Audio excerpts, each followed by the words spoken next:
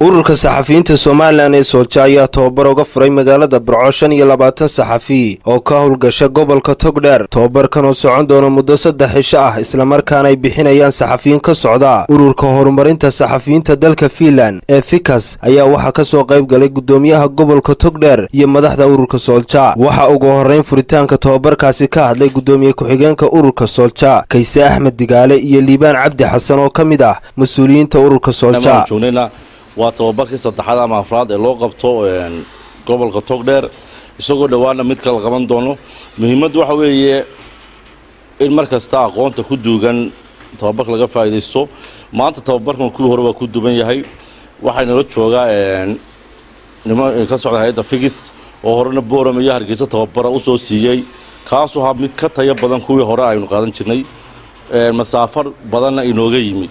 waxa uu daaran yahay tababarkani waa tababar aan ugu tala galnay inaan ku tayeysiino saxaafadda Soomaaliland.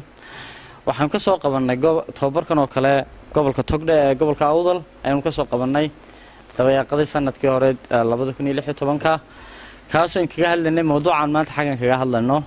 waxa ka horeeyay 2 kulan oo iyagana ay noo qabteen FICAS oo daadihinayeen oo qaarkood u yeedheenba khubaro dhanka booliiska ee ku taxalluqa ama ku xeel dheer dhanka arrimaha booliiska ee saxaafadda. sidoo kale Big Johnson oo ka socday ururka horumarinta warbaahinta dalka Finland ee FICAS ayaa isna tababarkaasi ka hadlay. Broadcasting company and we come here representing the organization called FICAS.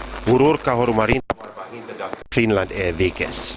We work every day as professional journalists, and it is our aim to work together with journalists in other countries. shaqadan waxay tahay maadaama aan nahay nagu journalistayaal inaan la shaqeyno journalistayaasha kale ee dunida oo dhan. barasaabka gobolka Togdheer Maxamuud Cali Salebaan Ramaax oo isaguna hadallo ka soo jeediyay tababarkaasi ayaa warbaahinta kula dardaarmay inay ilaaliyaan anshaxa iyo mihnada saxaafadda kana taxadaraan wax kasta oo wax u dhimaya sumcadda saxafinimo. maanta